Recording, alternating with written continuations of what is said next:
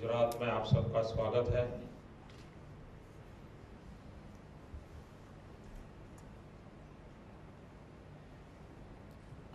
आप वो लोग हैं जो शासन व्यवस्था का बड़ा लंबा तजुर्बा रखते हैं। अनेक वर्षों तक इस व्यवस्था को आपने नेतृत्व दिया है और आपको काफी अनुभव भी है। और आप जिस व्यवस्था में हैं वहां से भी आप बहुत कुछ कंट्रीब्यूट कर ही रहे हैं। और आप सब यहाँ आए हैं तो गुजरात को भी आप लोगों से बहुत कुछ सीखने का अवसर मिलेगा। आपकी जो बेस्ट प्रैक्टिसेस होगी, जो भिन्न भिन्न राज्यों में आपने लागू किया होगा, वो शायद हमारे भी कुछ काम आ सकती हैं और हम जरूर उसका फायदा उठाएंगे।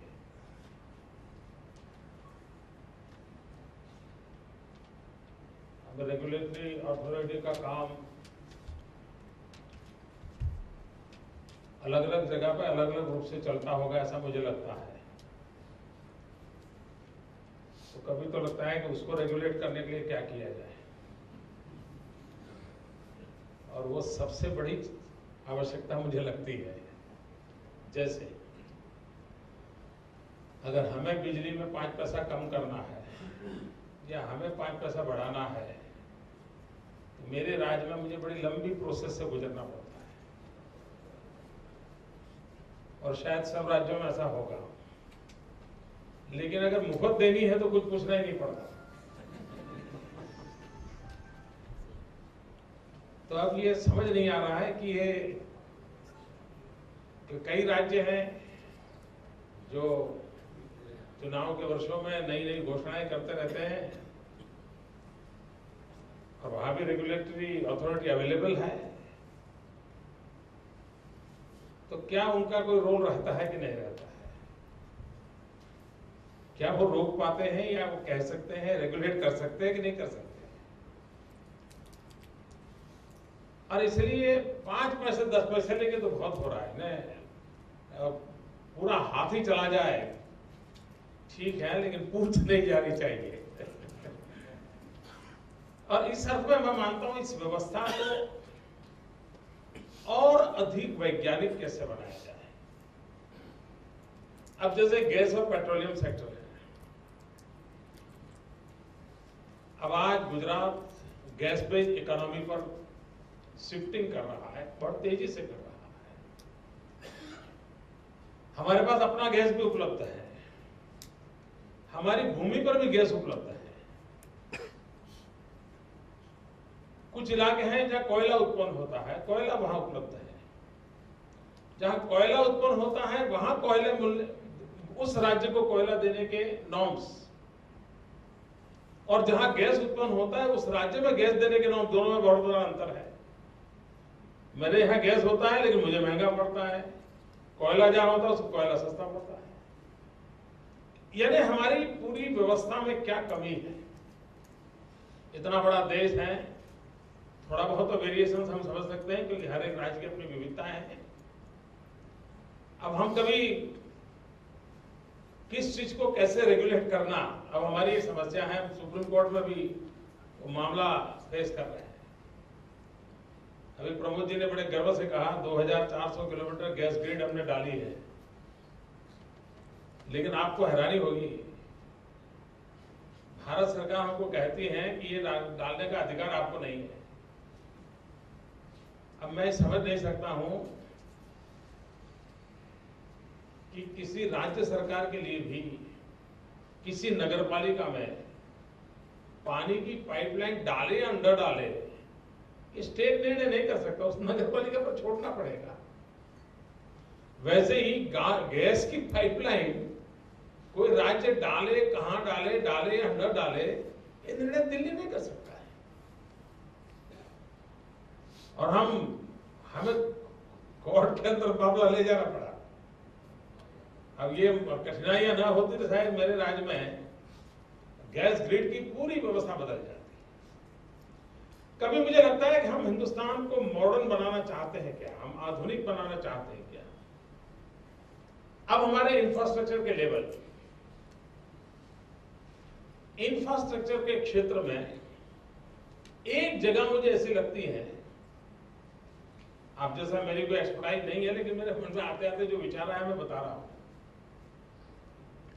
कि अब हमें किस लेवल का इंफ्रास्ट्रक्चर चाहिए, उसके पैरामीटर्स क्या हो,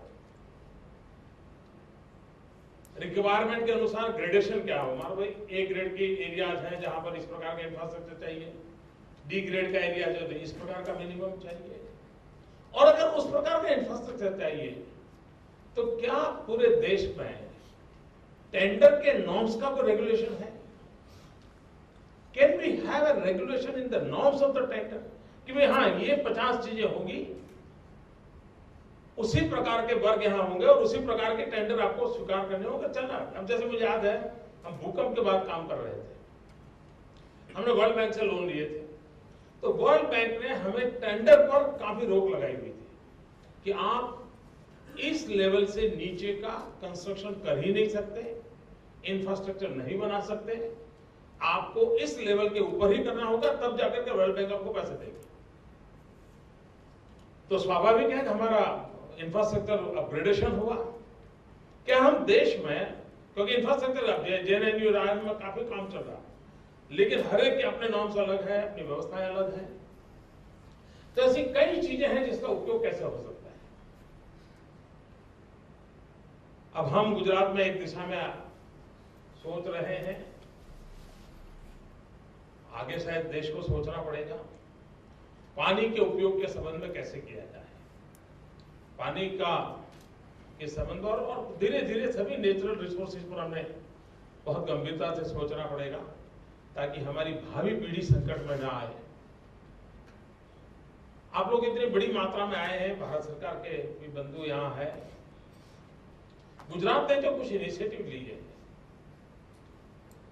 क्या हमें लगता है गुजरात बाहर भी कहीं हो, नॉट नेसेसरी सिर्फ गुजरात, कि जो बेस्ट प्रैक्टिसेस हैं, कोई नए इनोवेटिव इनिशिएटिव लिए, क्या उसका केस स्टडी होकर के जब इस प्रकार के आपकी मीटिंग होती है तो ऐसे एक एक केस स्टडी के केस पेपर का एक एक सेशन हो सकता है क्या?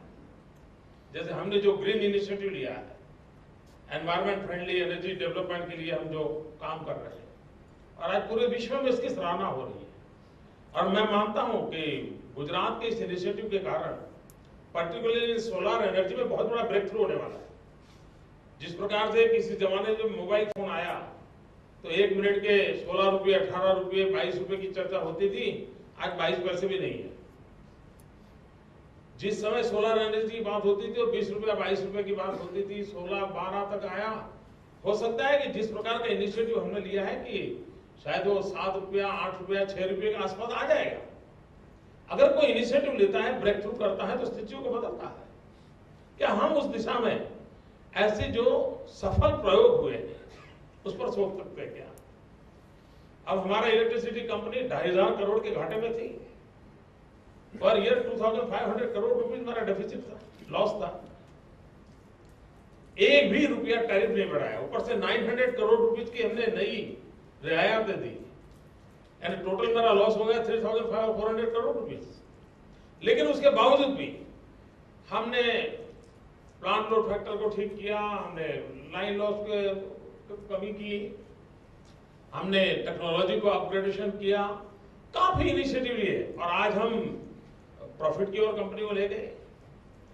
तो ये क्या, ये अगर अच्छे सक्सेस स्टोरीज हैं तो उसका केस स्टडी कर करके सभी देश के अंदर इसको प्रचारित करने का काम इस प्रकार की लोगों की सिर्फ ये करो ये न करो, ये करो ये न करो हम कहते रहें कि होगा नहीं, ये करने से लाभ होगा, ऐसा भी कुछ एक पार्ट इस रेगुलेटरी सिस्टम के साथ जोड़ने की जरूरत मुझे लगती है ताकि उनको लगे कि हाँ देयर आर ऑल्टरनेट, सिर्फ हम रोक रहे हैं ऐसा नहीं, देयर आर ऑल्टरनेट। अभी हमने एक नया इनिशिएटिव लिया है, मैं चाहूंगा कि आप सब, मैंने वैसे मिश्रा जी को कहा था यहाँ से जाना आपके लिए संभव होगा कि मुझे मालूम नहीं, हमने दुनिया में एक नई इनोवेटिव चीज को हमने लागू किया हमारे यहाँ। गुजरात के पास सरदार सरोवर डैम नर्मदा कैनाल का वर्ल्ड का लॉन्गेस्ट कैनाल नेटवर्क है हमारे पास।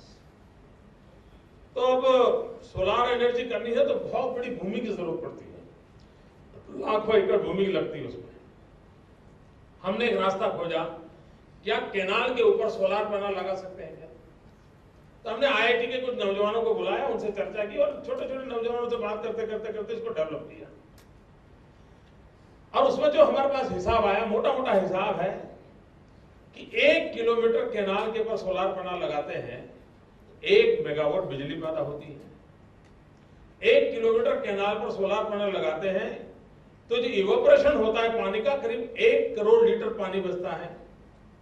और कैनाल के ऊपर सोलार पैनल लगाने के कारण जमीन का खर्चा बच जाता है। अब मैंने उसमें एक और सुझाव दिया उनको कि कैनाल के ऊपर जो सोलार पैनल लगाएं तो हम माइक्रो हाइड्रो टर्बाइन लटका सकते हैं क्या?